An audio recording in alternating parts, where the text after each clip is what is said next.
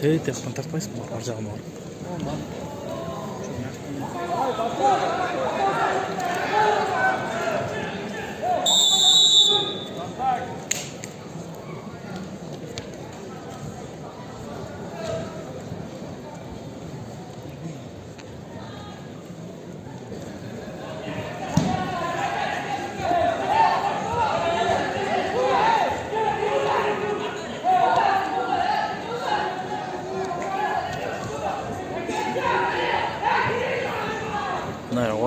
Ne oturalım.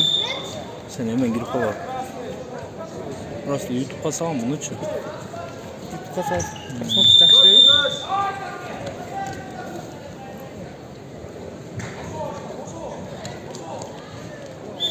Elle tarifsiz bakray edip Sultan çayı da almıyorum.